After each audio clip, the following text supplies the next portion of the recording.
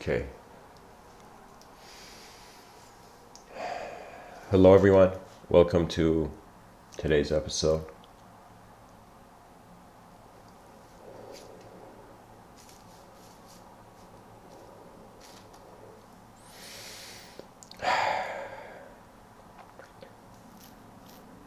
I want to speak about I want to speak about the secret joys of a lifetime.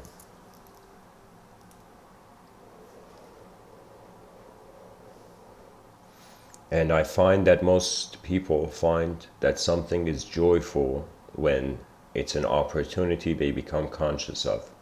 When you feel there is the freedom to see an expression till the end. That is a strange sort of joy, as if so many people, starting from the older generations to the younger generations, they want to see something move forward throughout the day. Now, the thing is, because we're all living as individual journeyers, we are not considered of the collective journey. We do not extract value from the collective journey. That means the human being, its civilization does not give it value, it gives it a burden. And I find this has to change. That it's as if we must get to a point as a civilization where the eyes of the next generations open up and they can't wait to get involved. Now the world is becoming an uncomfortable place. And these are tactics. These are tactics of dividing and conquering the external and the internal reality. What is going on in some sense is that the external reality is trying to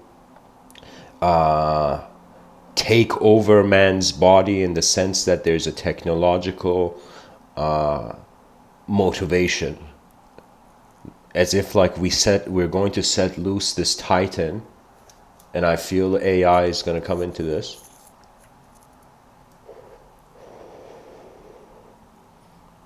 This is the law of nature. If you do not know the value of something, other moments will come which they will know the value and they will use the resources at hand. And so the divine opportunity is the awareness of nature.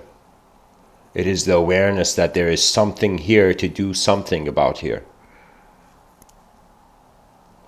And it's very fascinating because I noticed that, all right, the zero, the basic starting position. And of course, this episode is one of those talks where I'm trying to get a sense of the preview of human civilization in the next couple thousand years.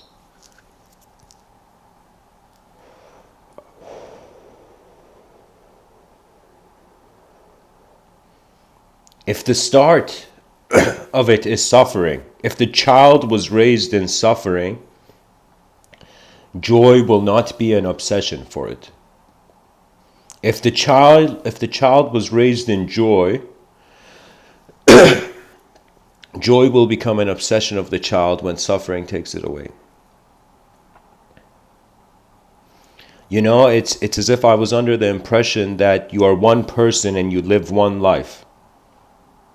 I don't find that is the case. We are many moments of a person. We are many efforts of the personality to express. There is a secret energetic constitution to the cosmos that has nothing to do with language. It has to do with presence. There's a way of evolution that way, and there's a way of conscious evolution which requires the taking use of the divine opportunity. The individual, the ignorant mind is divine. It is divine because it still has purpose, because it doesn't see there is more to see. But if it saw all, then it's only, it's like, check it out. I feel it's like the universe, let's say the cosmic power, whether you associate a personality to it or not, whether you call it God or the laws of, space and time.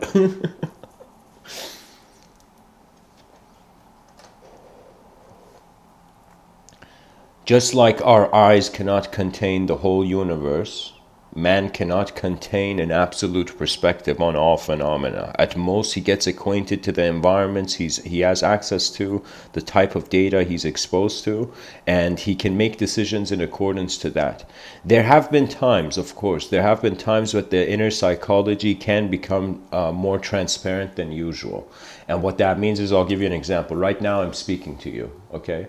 Right now, because I'm speaking to you, because there is a requirement for me in the moment to evoke words, I have to do it through an identity. What that means is the power of speech is not directed. It is just a power. It's literally like your phone has battery. You can choose to open up the calculator. You can choose to call someone with it. You can choose to look at a video with it. It's like one momentary access of an energetic intelligence to be, and then in accordance to the certain doership or how the finger holds the item gains value. And so just like how you hold a weapon and that suggests your success in the battlefield, similarly how you hold your mind in an existential arena is crucial too. And so this is the thing, that we either are so small that we are basking in the joy of the vastness of it all, or we are so big that we bask in the joy of it being small. So what that means is, it's kind of like the young kid looking at the old guy and realizing how much more of life there is left. And it's like the old guy looking at the young kid and being like looking at the kid and realizing how much of life the old guy has gone through, you know?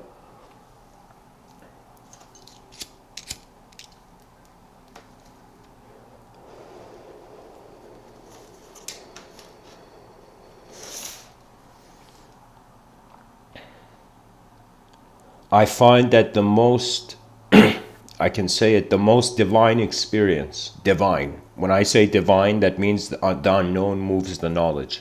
The most divine experience I have had was one of a command.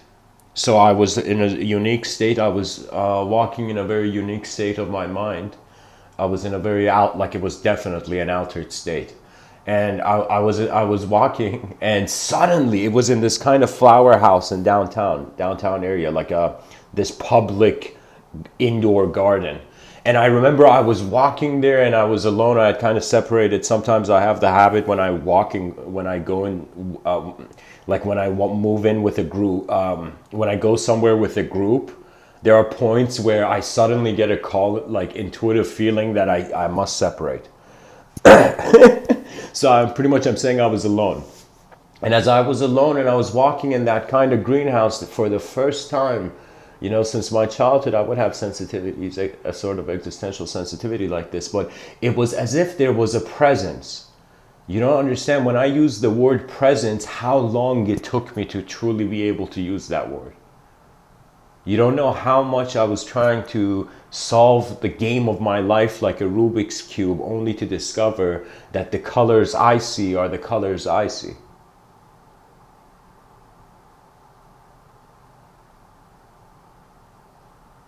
And so I had this moment where I was just walking in this, for me, nature has always been a part of my, I consider, divine experience. I'm not joking, like since a young age, I have seen, anytime I go into nature, there's a sort of peacefulness there. A strange silence that reminds me that some part of me will die and some part of me will never.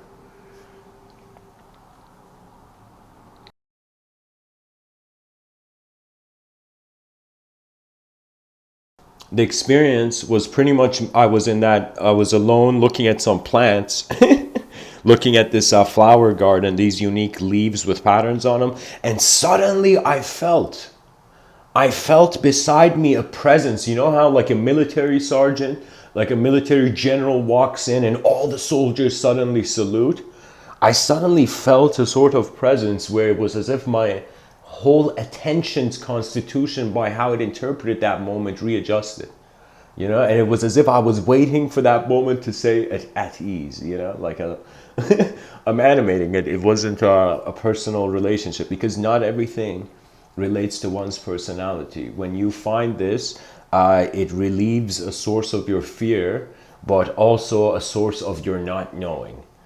Because anything you know, you will get enough data to do something about, therefore fear will stop. You only fear things you can do nothing about. You know? This is why so many people fear their past. The guy tried something, he failed. Again, the future found a moment where it gave him the opportunity, and then the fear came.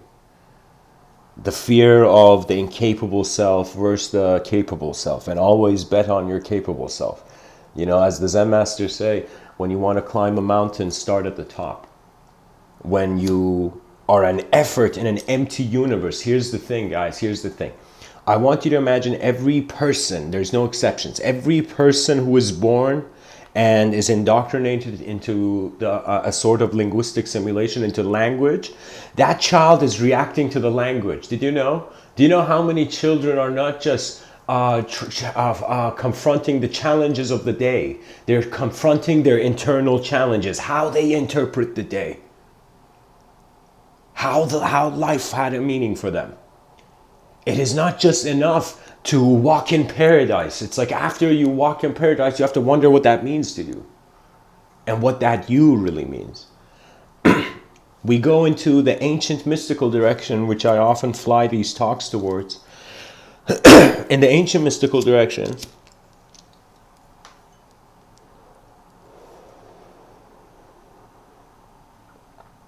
it is literally the return of a drop into an ocean. It's an inseparability. You're going to pretty much realize this mind, like this piece of paper, you've written many different kinds of sentences on it. Then you reach a point where when you become conscious of the paper underneath these sentences, the empty page, you realize you could have written anything.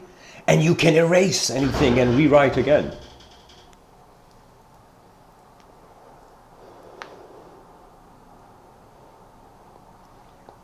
The issue with our current civilization is that we are sold the wrong stories because nobody has cared enough. No one. Not even me, do you know?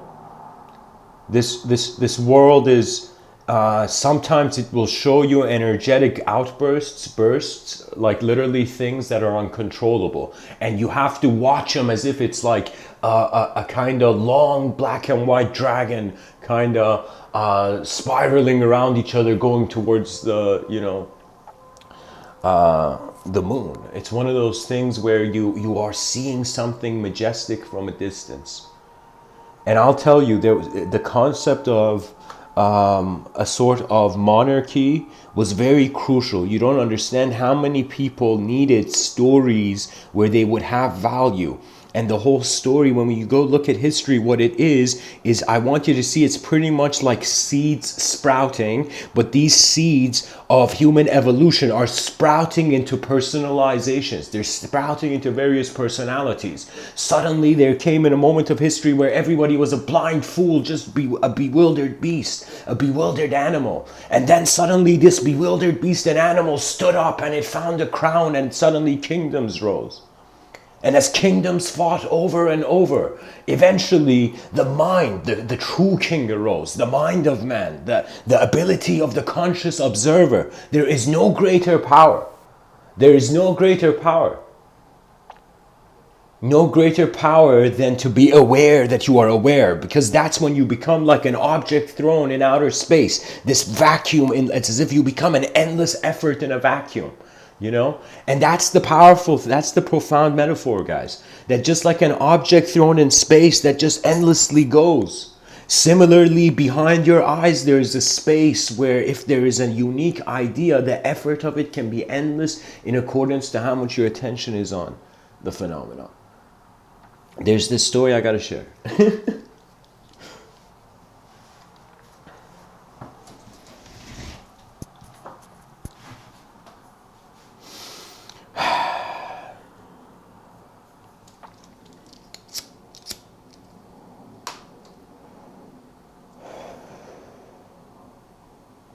There is... Okay, so this is the story. Pretty much, the story is about one of the most profound poets of Indian culture. I forget his name, unfortunately, because it was a bit hard for me to pronounce. But I don't know if it was Shankara. I don't know. I don't know. But it was this very profound poet. But in his childhood, this poet was not activated as a being yet. So what I mean by that is that he was very. It would appear he was not intelligent when he was young, right? To if we considered outer intelligence. There are many, do you know how many children there are that are harboring an incredible next level intelligence, but the outer intelligence cannot identify it, so we don't even acknowledge their intelligence? Do you know how many treasures on this planet are going unseen?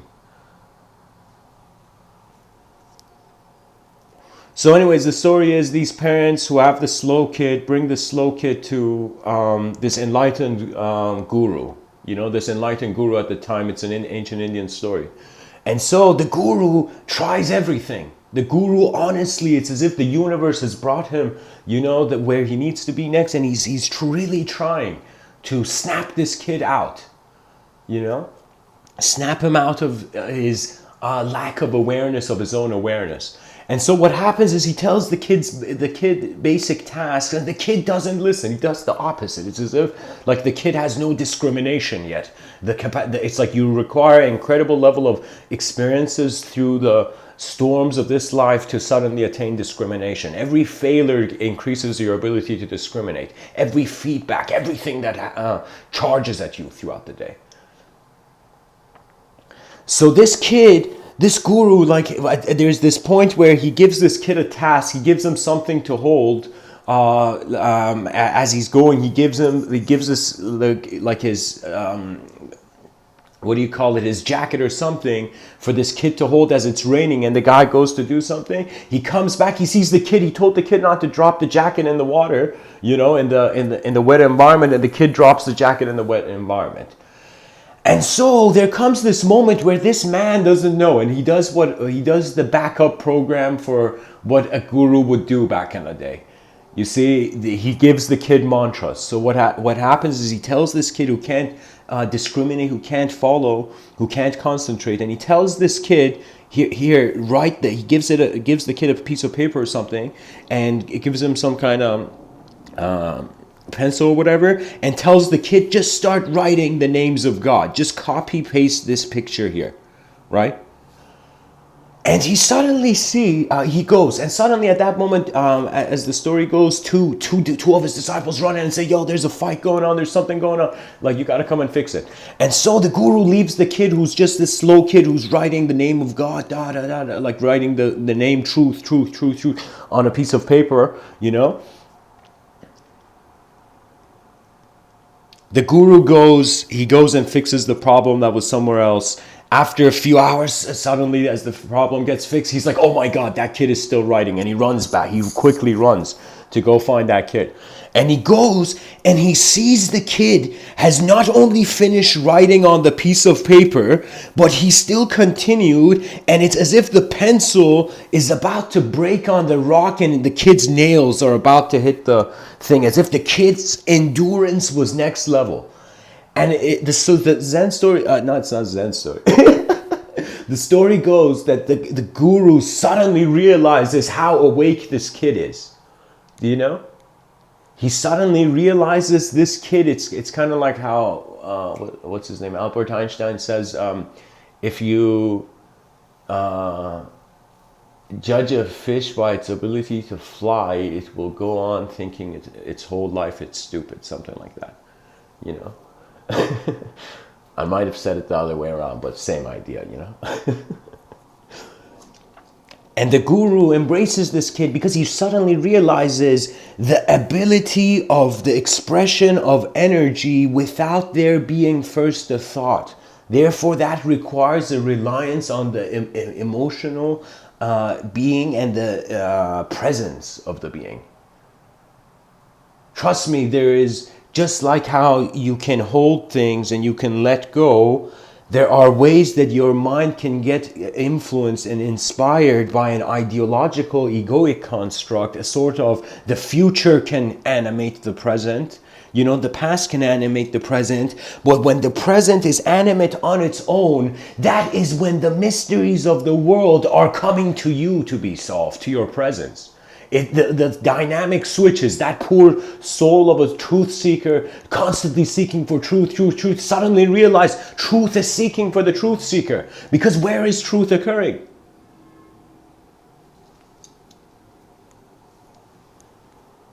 The secret joys of the lifetime are moments when the mind is inseparable from the animate intelligence of the universal sector. We are, as much as we are particles in a field that are intelligent, we are an intelligent field in which all particles move in. That intelligent field is so attributeless, it's so unspeakable, and our civilization is so locked up in the box of language that we have not even wondered how to approach it. And the issue is we have to realize the educational system is the most important thing. It's the most important thing because it gives the common ground. It builds the common ground. That is the purpose of languages. You can say it's the higher purpose of language, the establishing of a commonality in which from that plane of existence the species pilots further. And I entertain the concept of pilots, guys, because I got a vision once. Where I saw in the future, it's as if, imagine we as a civilization became so technologically advanced that for the first time there had to be pilots required, interstellar pilots. Pilots for interstellar travel. Just imagine some point in the future we're going to require to pilot through galactic space. And so what would be the psychology? What would be that pilot's handbook, you know?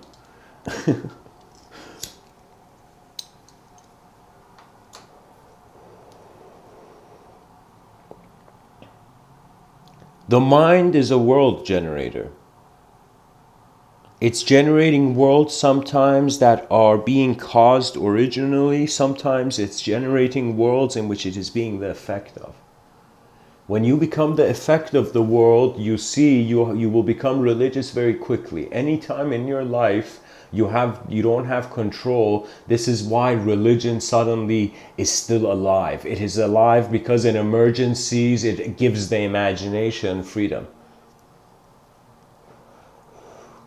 A person who believes in miracles, just think about it, guys. A person who believes in miracles means the person is wondering about unknown solutions. And that's the thing. This was when I was younger, the world was dead. The world was dead. The universe, when I looked upon the universe, I opened my eyes. I wasn't excited. I wasn't impressed. I'm like, okay, it's just atoms everywhere. But then I noticed the divine opportunity that your present existence is the proof of your divinity. What can get more divine? Your eyes open when there could have been none.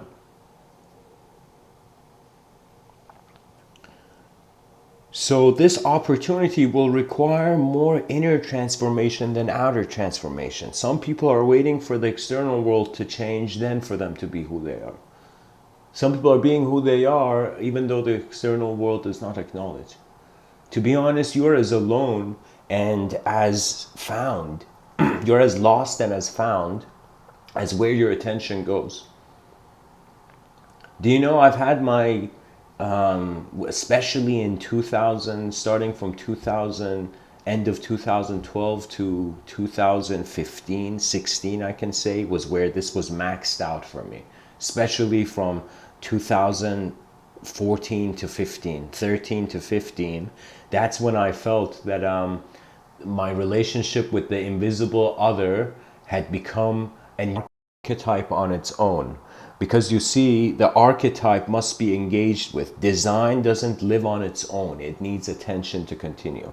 So if I ask you who you are right now, and you imagine you had a piece of paper in front of you and you wrote a sentence of who you felt you were or thought you were in this moment, okay? All those words that you have written, they are preserved in attention.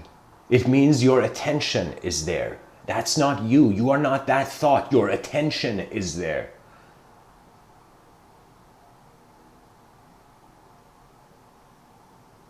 It's similar to saying somebody who's imagine you're pocket dialed somebody pocket dials you, and you have the phone on your ear and you're listening, and you're hearing another conversation, as if the universe was like, all right, you need to hear this too. So it's like automatically there's a so you are in this moment, but because you're hearing the activity and phenomena in another moment, your attention is also there internally. So that was the thing about prayer, guys. Most people misunderstand prayer. They think it's pretty much going to the Father of the cosmos and asking for whichever Christmas gift you want. It is not like that.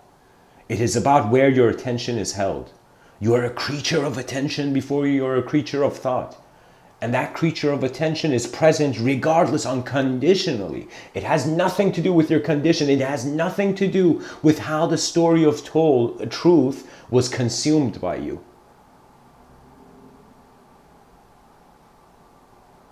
So the secret joys are when the unknown trusts you and you trust the unknown. Because the true knowledge is not about just the shape of knowledge. It is about the dynamism of knowledge, how much that knowledge is alive. You know, there's this story of a young Rumi, Jalaluddin Maulana Rumi. And Rumi is sitting by a fountain. This man in his, I don't know, mid-20s or whatever. Like, he's there sitting on this fountain, and he's reading a book. And back in the day, this book was written, like, it was a rare book. If this book got destroyed, like, no, you know, no way, Jose.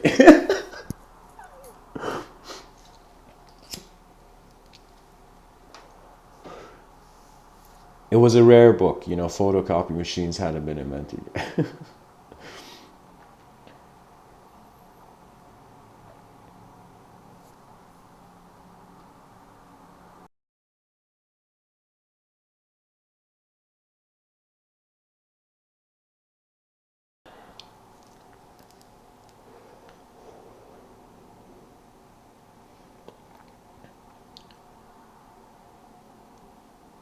A very liberated Sufi dervish sage by the name of Shams Tabrizi, who later on becomes Rumi's mystical mentor, you know. But the thing is that his name is Shams. Shams comes, he's this kind of man with a giant beard, and back in the day they had spiritual pilgrims, in another way of saying that, you know.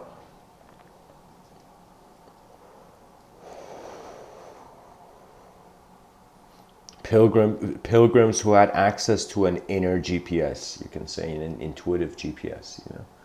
So anyways, Shams Tabrizi goes to this Rumi who's reading a book, and he's very intense, and he says, "Hey kid, what are you reading?" You know?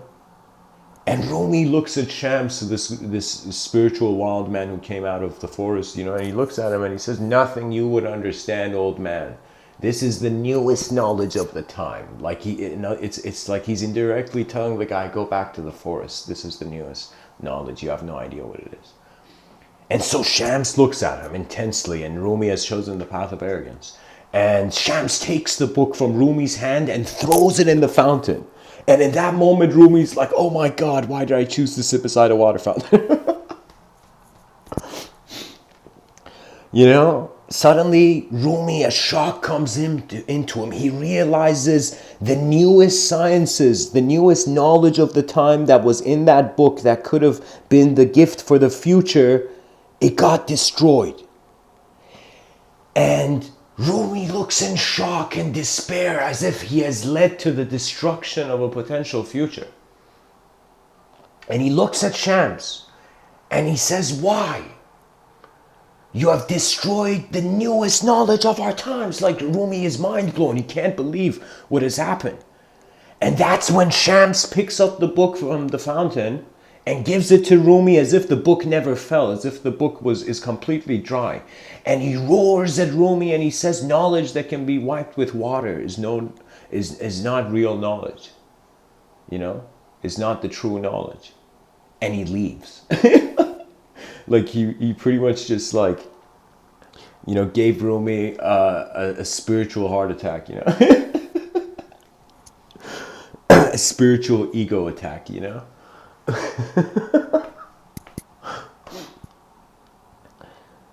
And that's when Rumi, this man who goes on to being one of the most incredible poets on this planet, he suddenly, it clicks in for him.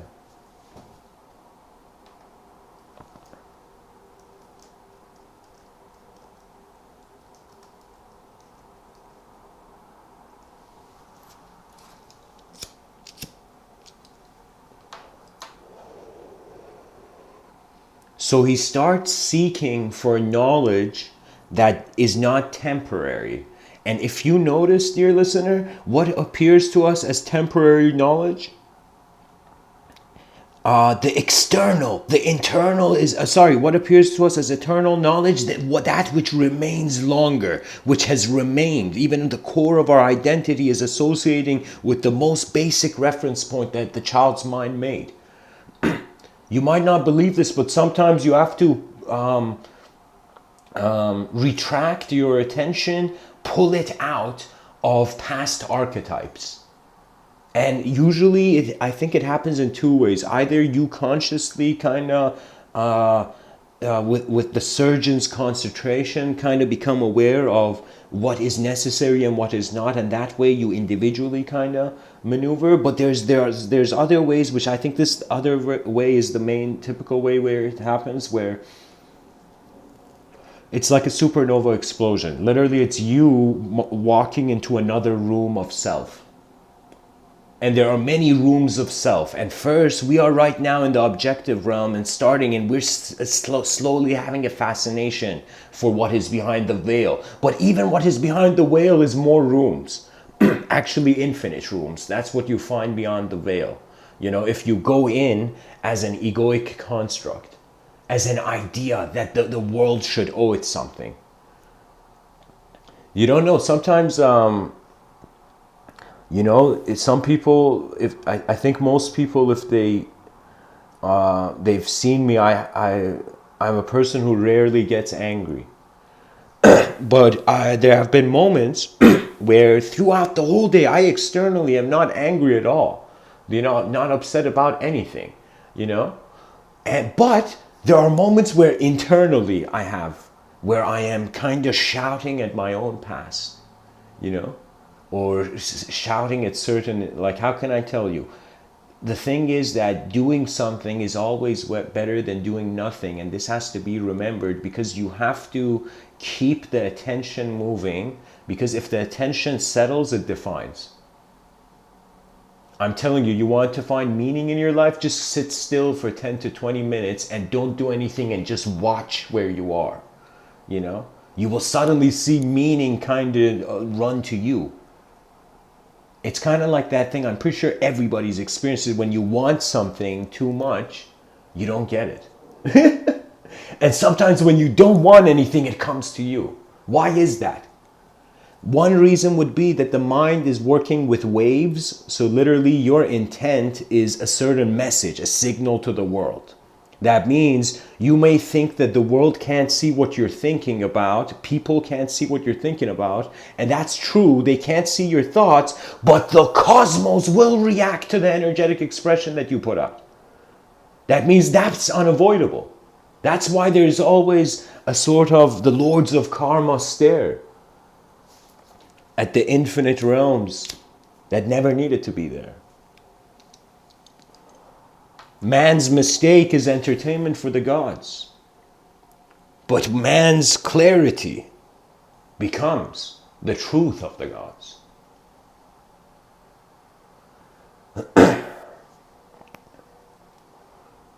We are infinitely separate from all of it, and at the same time we're unified by how even God is standing with us in emptiness.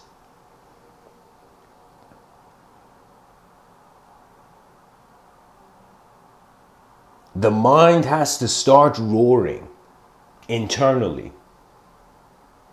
You have to start serving your own intelligence. After you serve it, you will get enough awareness of it to then you will automatically, nature will put you as the commander. It's kind of, let me tell you what it is. It's like you see a caterpillar, like playfully we say, oh, what a cute being. This being wants to experience legs, having legs and walking and all this, right? But suddenly the caterpillar goes into the cocoon and becomes a butterfly. We're like, oh my God. It's like, no, like this caterpillar just like walked as far as it could and then grew wings, became a totally different creature. And this is why evolution was always brought into question, you know? Simply because when we look at the smaller the entity, the more it's like an insect, the more its evolution and transformation occurs. The caterpillar turned into a totally different being, you know, but the human being, you know, the Homo sapien, it was after billions of years of, you know, subtle sculpting of evolution and various decisions for it to be what it is, right? So it's as if certain beings, by their design, they are given permissions, right? So, and just the dawn of Aquarian age, separate oneness. Yeah, exactly. Separate oneness is the Zen koan we need to use as a ladder beyond thought.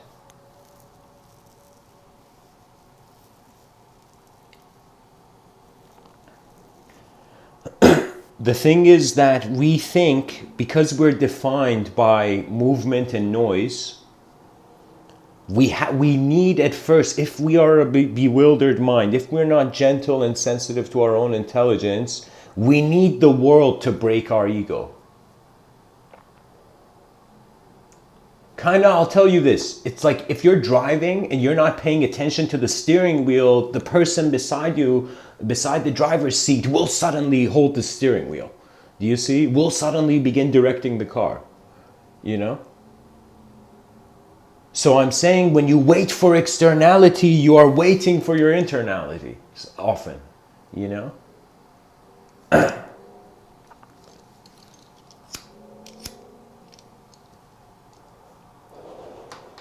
So I've kind of pinpointed this down, and guys, anybody who's listening, feel free to share ideas on this. My whole thing is, this is kind of like in the unknown for me, where I'm like, all right, 8 billion minds, not just physical bodies. We're not just overpopulated. It's like overpopulation is a disadvantage if we're materialists.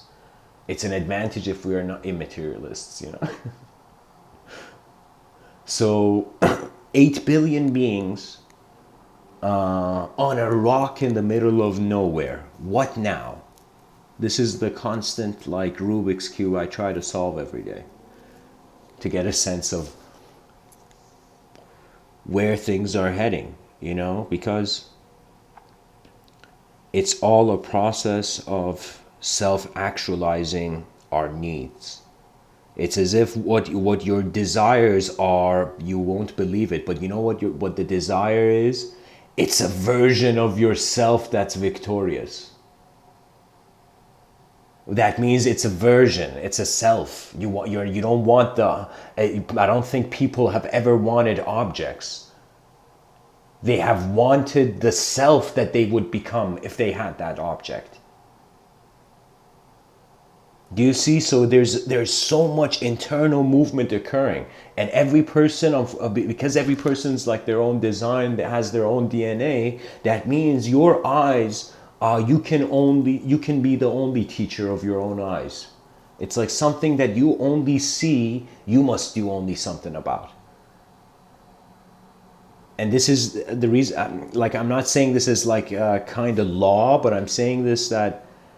This was the thing. You get excited for external phenomena, external stuff. You'll go towards it and you'll attain. You'll go through you'll literally live your own history in life. You know, like your own bubble of history.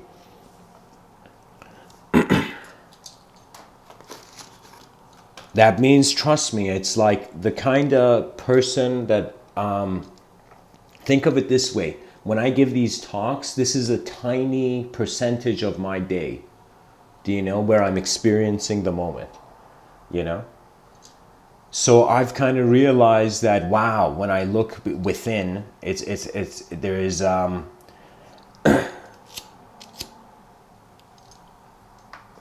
emptiness is the God of infinity.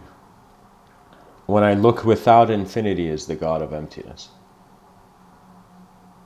It's very fascinating. It's like kind of how Swami Krishnananda said, religion is God remembering himself. Like that, I remember when I heard that, like that blew my mind, you know?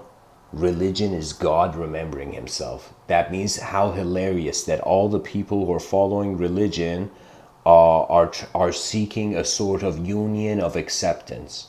That means I can very directly tell you the religions, even though we can put one banner for the whole thing, but the thing is that it's behaviors with various ways that the ultimate's personality, the personality of the unknown, of the unconscious, has been kind of personalized.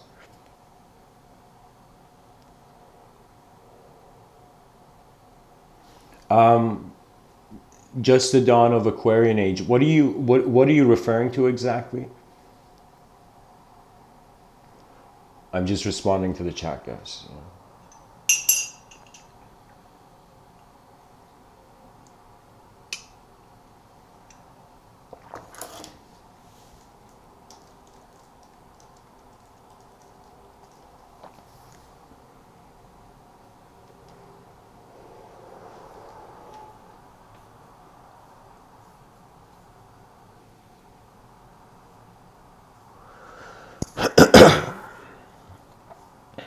Okay.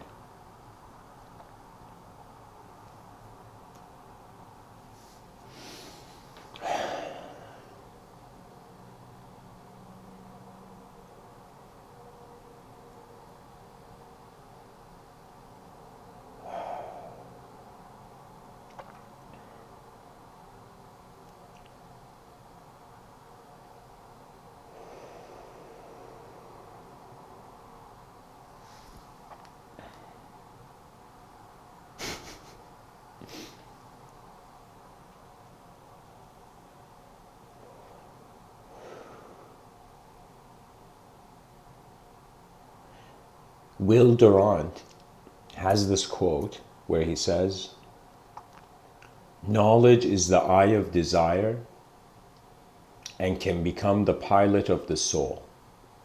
And when we wonder about what that knowledge is, really what program are you dwelling in?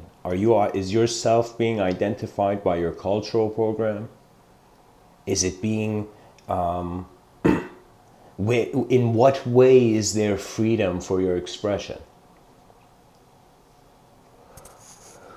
Every nation and every culture, if you go look and just, it's there that it has had certain beings. It's kind of like, I think it's a probability thing.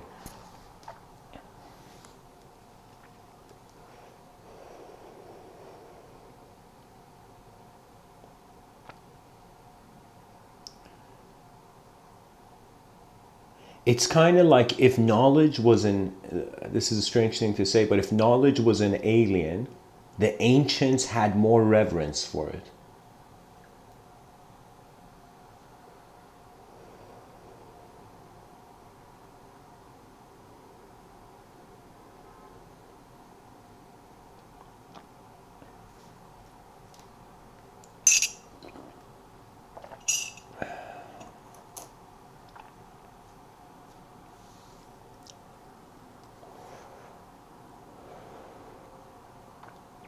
You know, there came a time where I was looking at Da Vinci and I was like, how did this guy, like, what was it? He drew with his left hand and he wrote with his right hand, I think.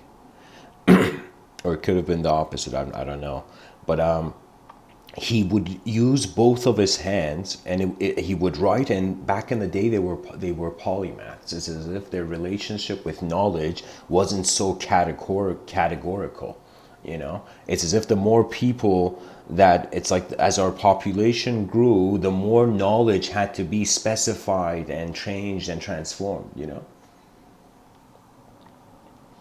It got more branched out, I find, as there was the human population increased. But back in the day, it was as if like they had less distractions, they had less battles, inner battles back in the day. Their inner realities were more quiet. Their outer realities were savage, but their inner realities were relatively quiet. Nowadays, our inner realities in 2019 are so unfathomably complex that just if we had a time machine and we went back in the day, it's even if we didn't say anything and we were silently moving around, our behaviors and sense of comfort with the image of a world would be so different that the body language would be speaking a different language. And back in the day, people would be able to notice it. So it's literally the comfort we have with the world in accordance to the complexity or the simplicity we see it through. And that's what it is. I kind of find it in these talks. It's like language can't go anywhere other than going a simple direction or a complex direction. Either we're going to need more words or we're going to need less words, you know? Or the totality of language will evolve. We literally see language is just creating this next school of Athens. It's creating a platform for inner realities to lead to a superior external. So what it means is it's pretty much asking what is the value of the unknown that people see, not the known. The known culture, society, civilization already gives it a value, do you know?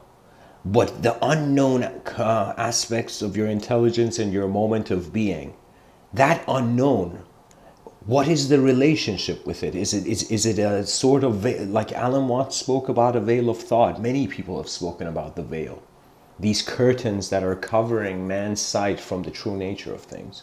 Like there's even this very classic picture of early kind of like European thinking where it's as if the Earth was a kind of flat Earth, but it was flat in like the half of, what do you call it? It was flat. How would I say it? The Earth was like half of a sphere, you know, and it was flat. And there's this guy who's putting his head out of that half of a sphere and totally seeing a sort of celestial design. So what that means is even like back in the day, their imaginations moved more than we thought. So every person we look back in history saw more than we could ever consider, you know, because imagination was developing for them. The need to pay attention to the unknown. For example, we have the story of Socrates where this dude is kind of, he has to take poison, right? And there's this scene, there's this picture of him like this. Here, let me see if I can find the picture.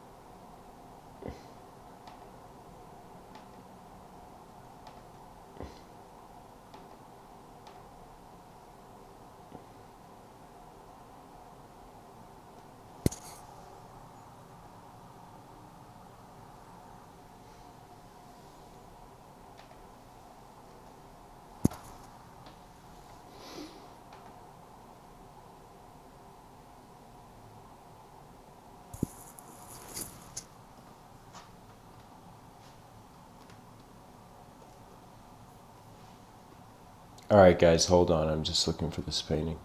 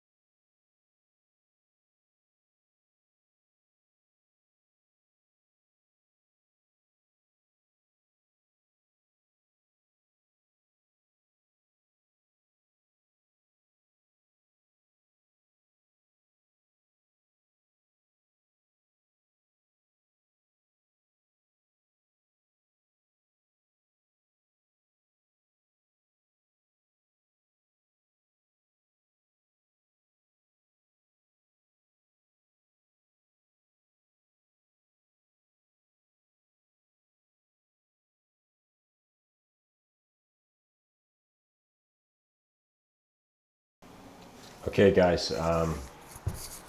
took me a while, but I found this. So this is Socrates.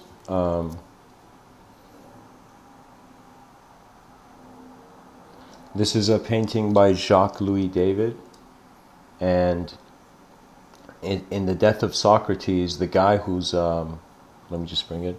The guy who has his hand on Socrates' leg, which I believe he's meant to be Plato. Oh no, sorry, the guy whose back is to Socrates, I think he's Plato. And Plato wasn't there when Socrates was going through this process, but I remember the artist kind of drew it. And so the thing is, Socrates was the reason he kind of was in this position where he had to take the poison, was that he was teaching his own metaphysics at a time where there was a certain law to having a unique kind of metaphysics. That means like the ancient Greek gods, were of consideration. And so what he was saying was kind of new. So the new has always been shunned, in history. And it's been shunned by those who change feels chaotic to their egos. So I don't remember exactly what, but Socrates was saying something profound, whereas if at where I go after this life, it would be like I would get the answers to my questions, or I would be where the truth would be, or something of like that depth.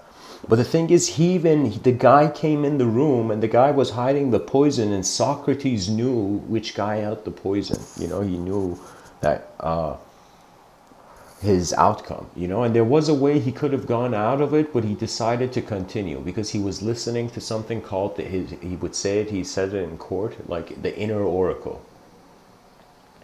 The inner oracle was this kind of, you can say, the mind of the logos for him that would tell him in every moment if he should go or not.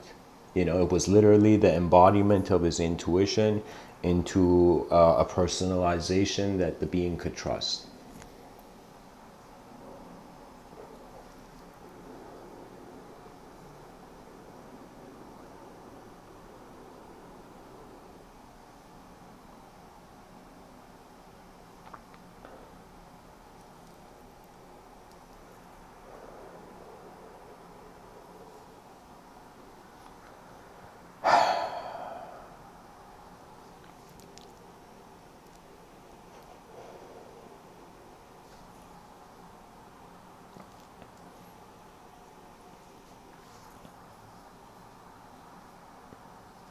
It's a very profound painting, my attention always goes to this guy.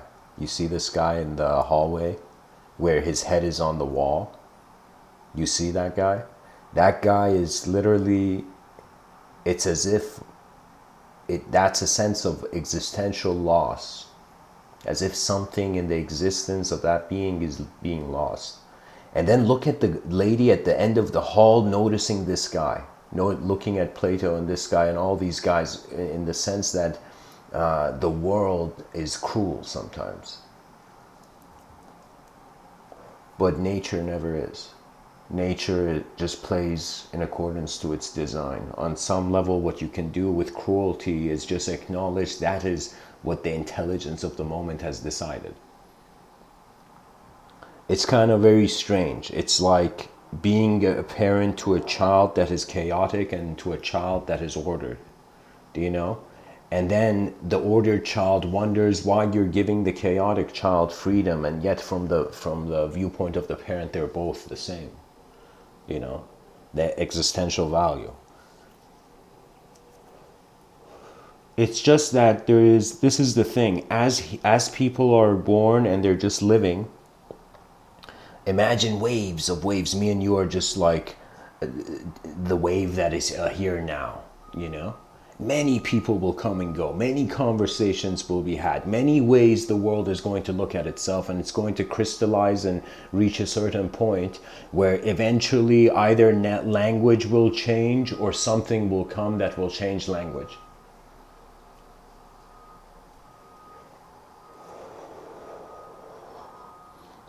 And so every chapter of history has to play its part, you know? Kind of like Socrates realizing that even though he could have escaped it, but this was the way that the moment was calling him. It was as if for Socrates this was a way where the mysteries of his life had led to his next decision.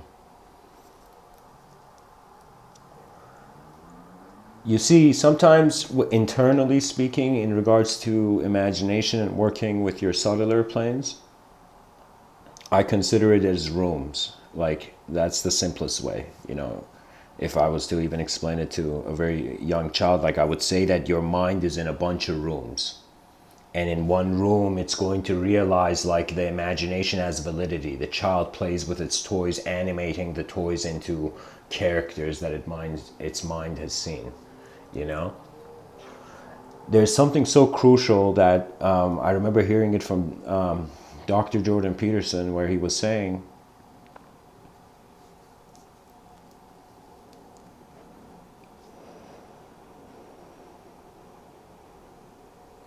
that they did this experiment with rats, and they put an alpha rat and like a beta rat or something like that, like a weaker rat and a stronger, bigger rat in like one room. And these rats, when they would get bored, they would wrestle.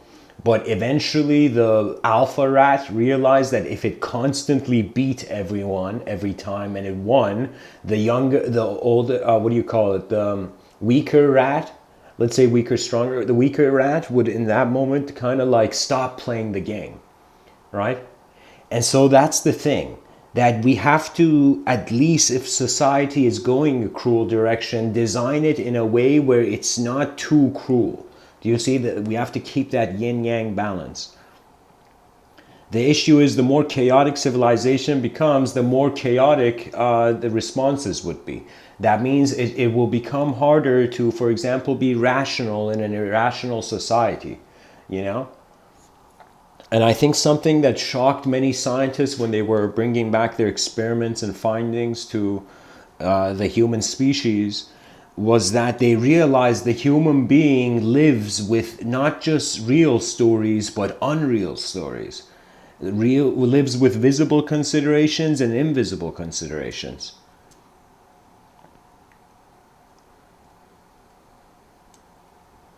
Papaji would say it's kind of like becoming awake to the self and asleep to the world.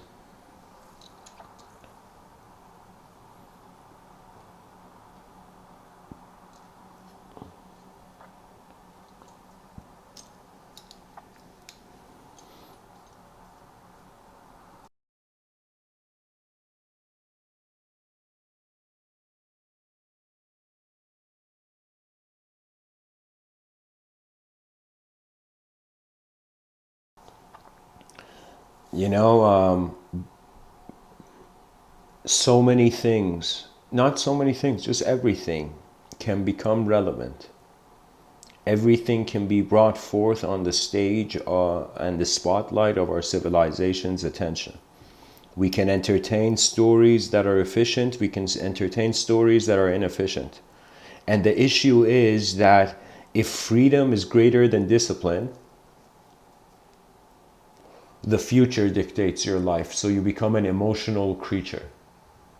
That means you are seeking an emotional salvation, not an intellectual one, not a conceptual, subjective one. You don't care about thoughts. You want an emotional balance, superior balance, you know? And there may be times where,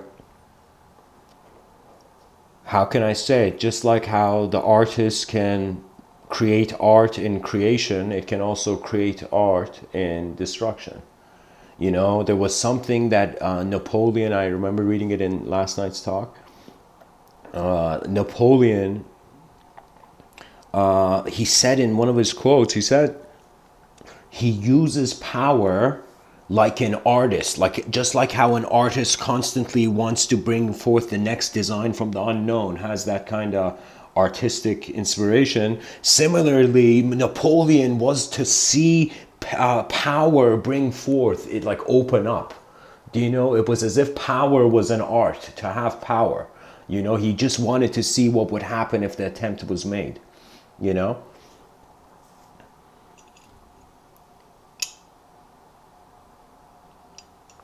And it is only through an uncommon, believe it or not, incredibly meaningless endurance.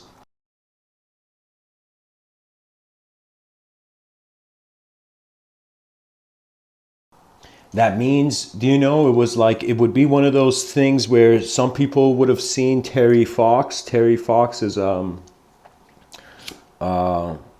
human being who's shown an incredible effort.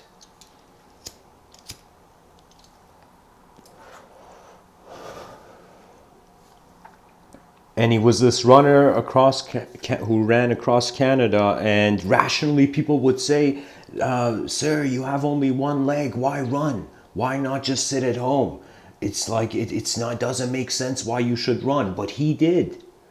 He ran and he endured to show a message, as if this is how far the human being can continue.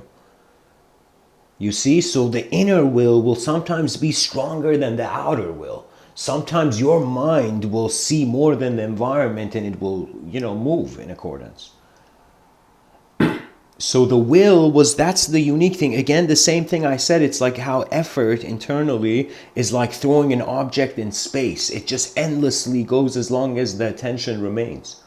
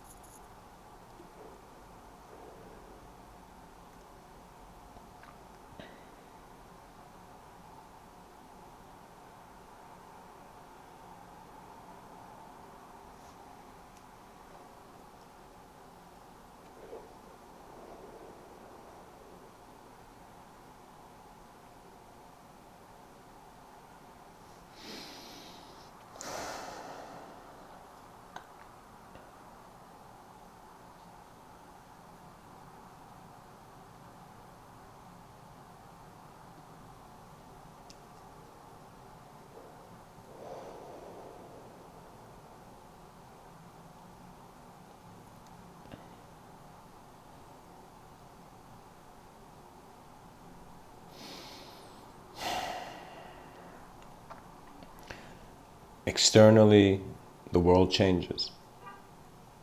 Internally, it also changes.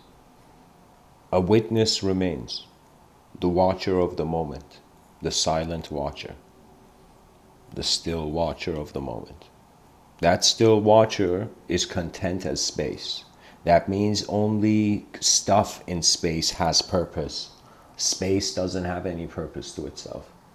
Therefore, when that contentment is reached, the instantaneity of personality and presence, you know, that means it's like energy is not late for anything. It is the psychological frame. You know, it's how our mind looks at matter and sees a world there.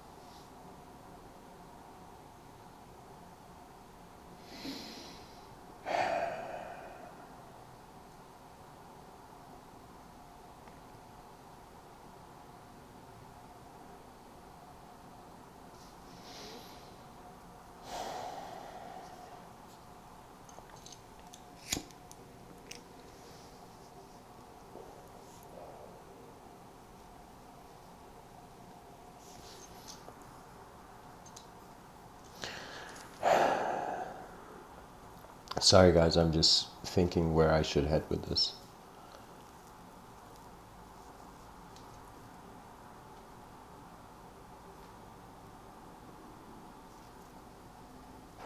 Pretty much either there comes a new archetype for collective responsibility through a new narrative. That means what's inspiring all of us is the story that we tell ourselves. Now imagine we find one common story to tell ourselves, but this story is not one of paranoia, fear, panic. It is one of an efficient what if consideration. So what it means is that somehow we have to bring about a new story. And I'm at a point where I'm like, okay, forget finding an answer. Let's first find the question that needs to be asked. What is the important question to be asked?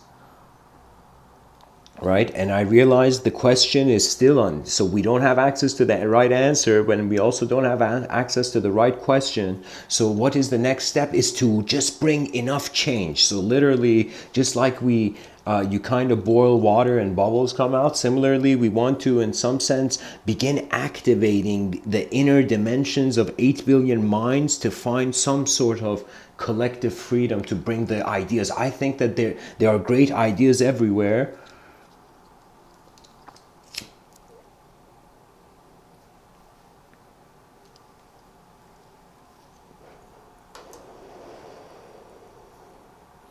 And they just need to find this global stage.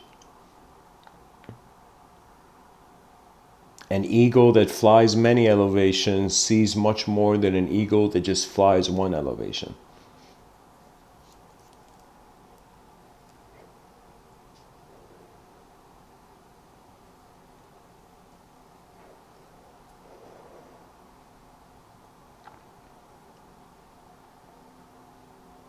The secret joy of life, I find, is the incredible freedom attention has.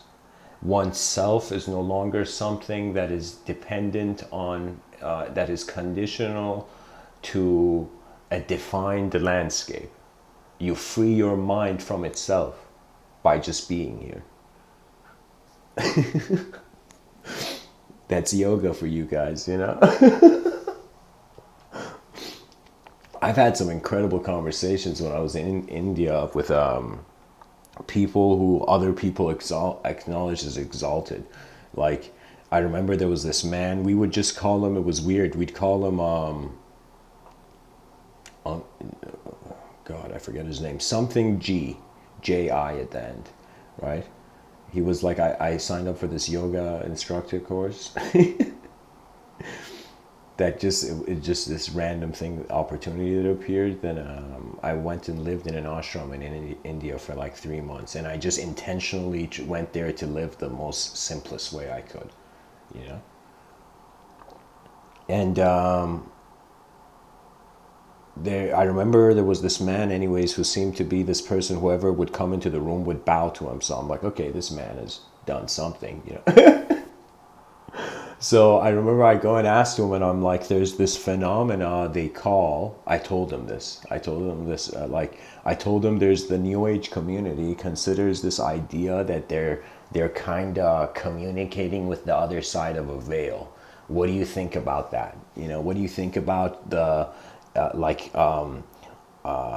art appearing out of nowhere? And he just looked at me and he said, Sanskara, like it was like a movie, you know? And what he meant by that, he explained, he meant it's impressions. So it's as if like this transmigrating soul also has a database, a collection of impressions. And these impressions define it. So it's as if you don't only need to be conscious of your external environment, you also need to be conscious of the content of your inner environment. And to realize you're not even that. So like the thing about yoga and what was said in the Upanishads was neti, neti, neti. Not this, not this, not this. So pretty much the guy, like the student would do something, come to the master and say, hey, I did this, is this it? And the guy would say, not this, it's not this. You know, so exactly, it is not, it is, this is the chaotic thing about the metaphysical practice. It doesn't have a rational conclusion. It is a kind of apocalypse of a dualistic framework. So if our rationality is dependent on language, we can't shape this. So I call this like Eventually, after talking and trying to talk about it, I just put it down into words and I said the language threshold. And any being who has contentment with an experience beyond the language threshold, they have access to wisdom, I think. Because it's not just how you treat the things that you know, it's also how you treat the things that you don't know.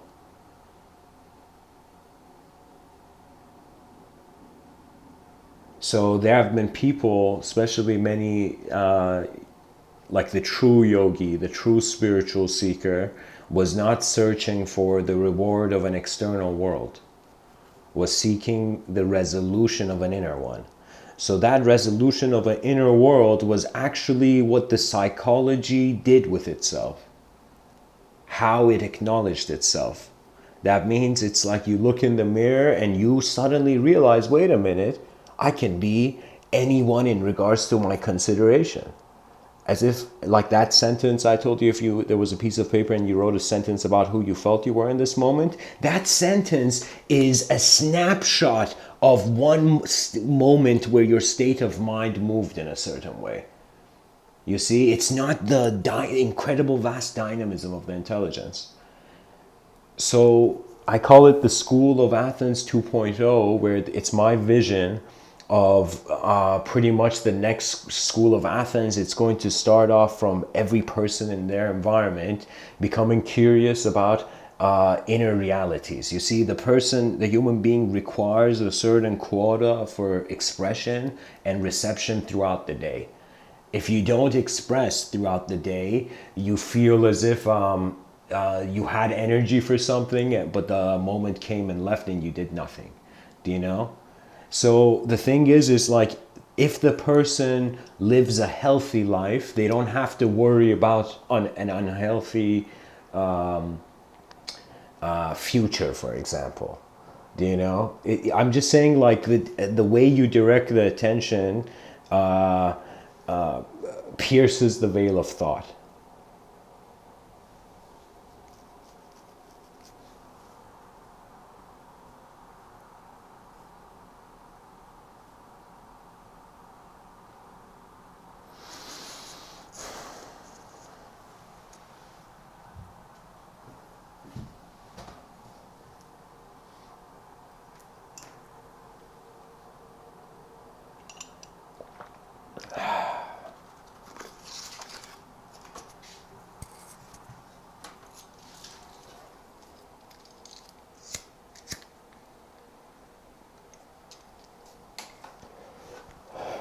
The poet Rumi says, I died as a mineral and I became a plant. I died as a plant and I rose to animal. I died as an animal and I was man. Then he says, why should I fear death? When was I less by dying? I shall die once more as man, to soar with angels blessed. But even from angelhood I must pass on to that which no mind has ever conceived. He saw the evolution of the individual conscious entity through first a series of evolutions of conceptual realms, eventually reaching the inconceivable self in an inconceivable world, the unimaginable, the edge of imagination. If we say imagination is the edge of reality, I'm saying the edge of imagination, which is not this reality but another. It is literally, sometimes in life you experience something where you know that experience has changed you. You know, you just know there's some moments where you will see that you're not only a certain way the personality is animate. You are not only is the voice of the environment a part of your thinking, but the voices of your inner environment, which is all the ways you have interpreted the outer environment.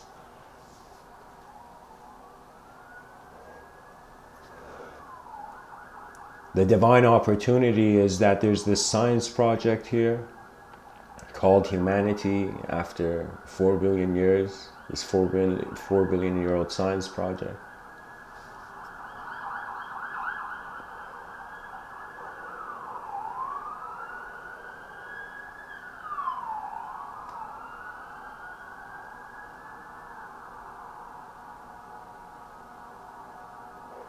You cannot control the voice of nature, but you can control your voice in nature. That's the kind of free will we have.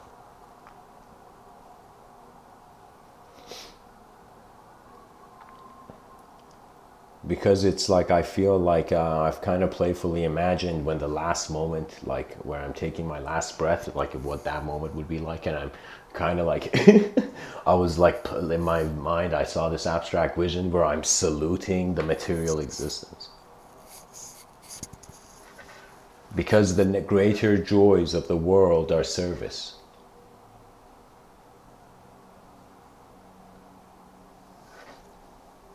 The unknown serves knowledge, and the known serves the unknown. It's a kind of cycle of life, guys.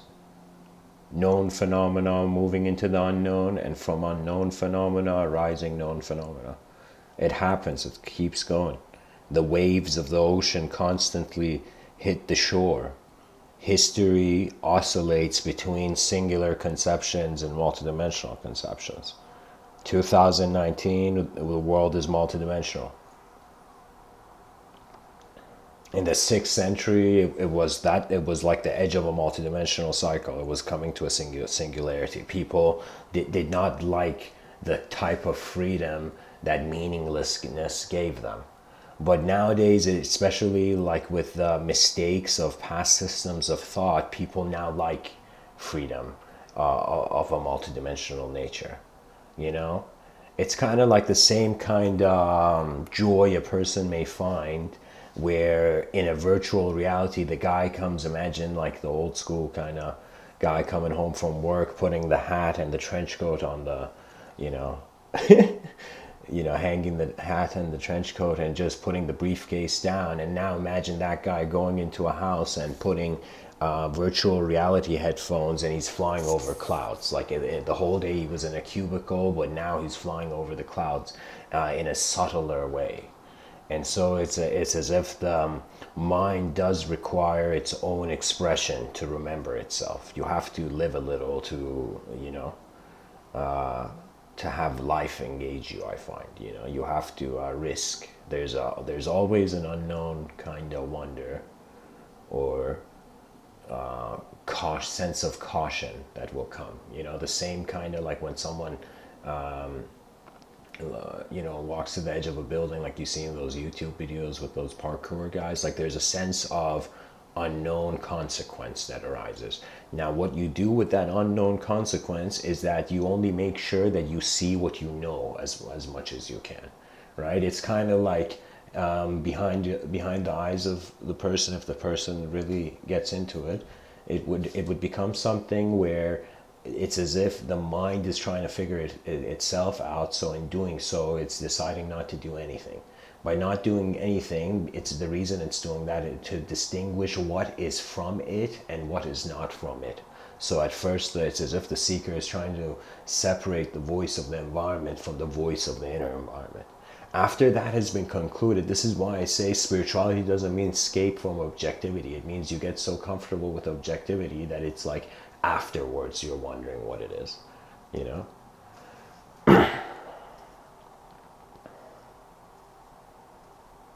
That means I don't know how many people have experienced emotions that move beyond the language threshold. That means that emotion arises whether there is an ego or not, or whether there's a character in a story or not.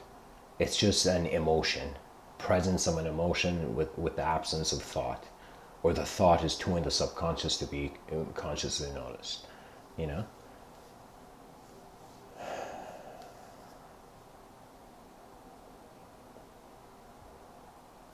Anyways, guys, thanks for tuning in. I'm going to pay attention to the chat now.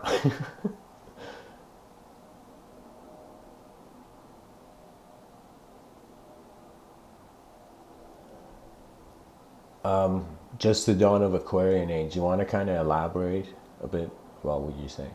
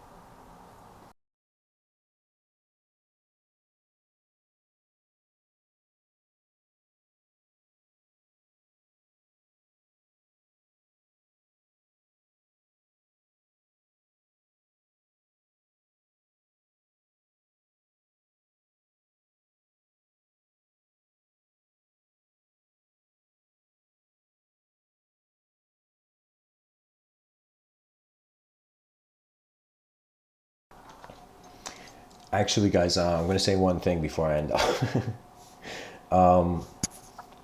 So, in the chat section, I asked a question, and this is very important.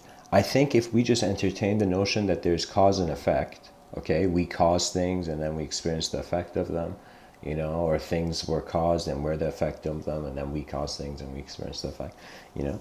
So if we entertain the notion of cause and effect, you can always pinpoint, I find, to some degree that, yeah, is the attention in the cause, is it being caused, is the value of the moment subjectively being caused or objectively being caused? You know, is subjectivity the cause of the moment, or is subjectivity the effect of the objectivity of the moment, right? And believe it or not, this is something that human beings, in accordance to their preference and their upbringing, they find contentment with one of these sides. You know, if you were in a strict country, let's say a country where you had to behave in certain strict ways, there was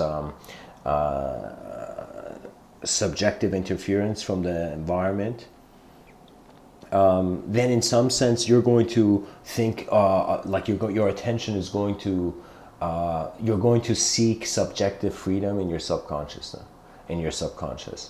You know, if it's the other way, if how would I say it, it's like,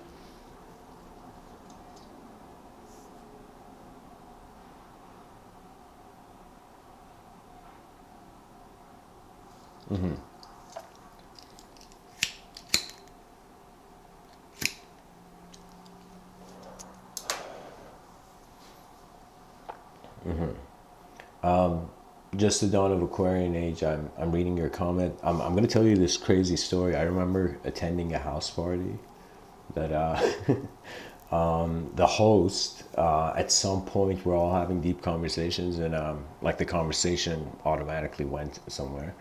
That the person, oh, it was because of this show they were watching. There was this kind of show where in the show there was a sort of supernatural component, and based on that, the conversation had begun. And this guy turns around and he says,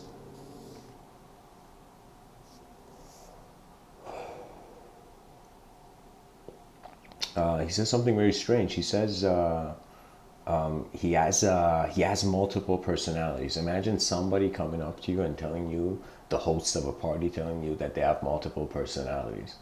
And the guy felt like he was a demon. He felt he was like something else. He felt like he felt he was multiple things.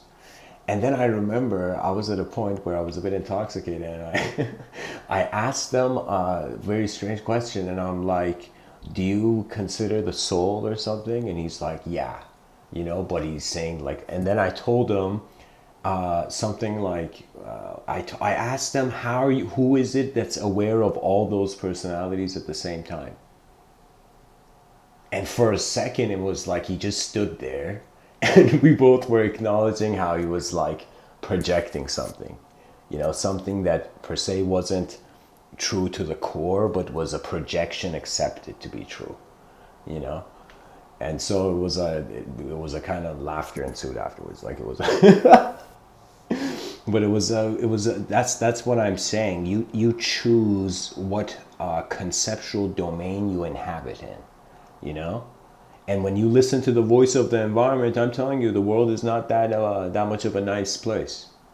You know, your environment may deceive you. You know, this is why the best thing the environment can be is a mirror.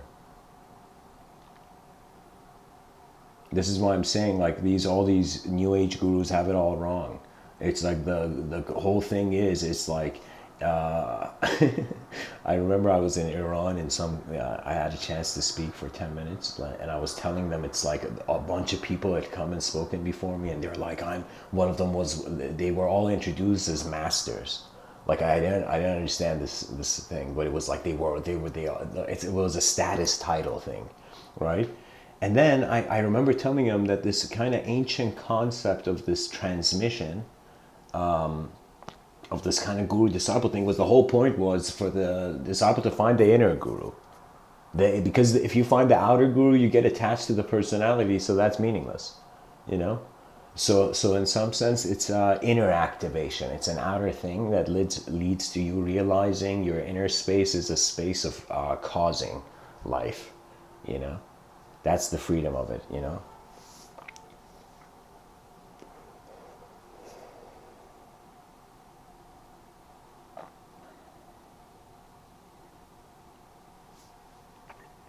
Yeah, just the dawn of Aquarian age, you know, it's,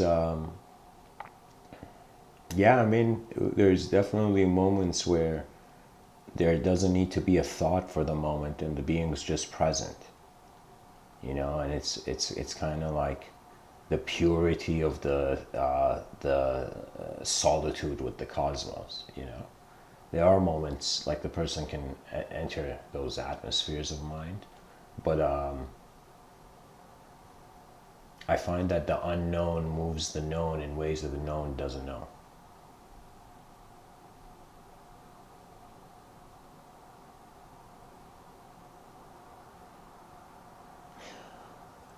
Yeah, you know, it's I find the subjective and the objective are like two eyes that see the same. So it's as if you require balance between both, believe it or not.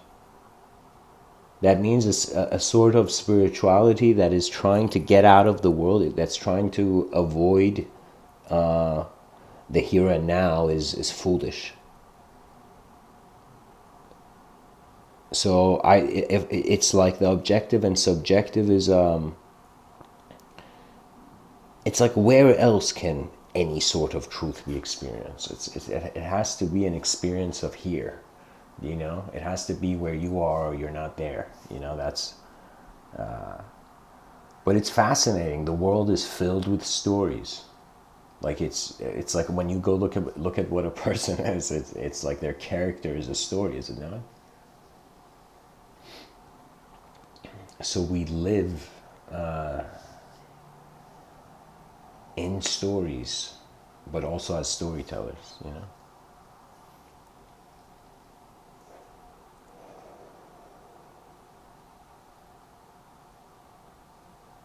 You know, just the dawn of Aquarian age. There's this poet named Hafez. He says, "The words you speak become the house you live in. What you believe becomes what your attention opens up to."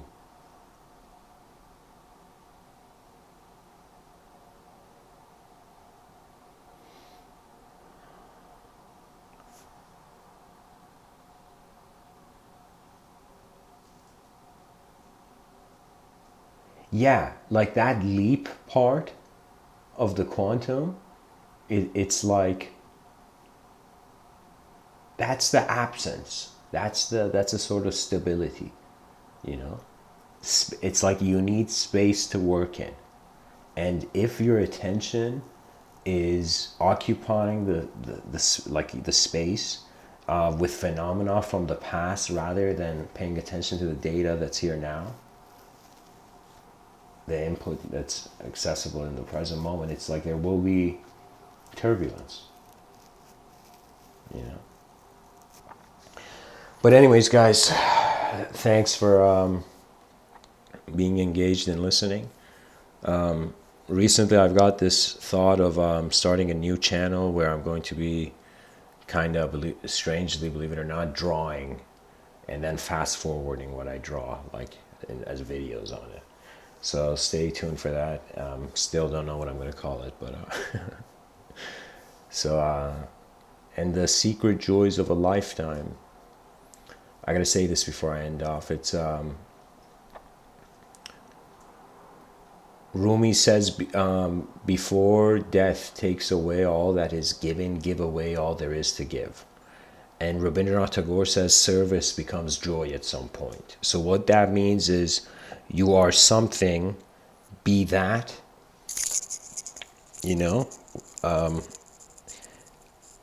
and as your will, your honest will serves, it gets a sense of where it is to change from there. You know, you have to trust your moment of being, or you can't do much in this world, you know. So anyways, guys, thanks for tuning in. Much blessings and namaste.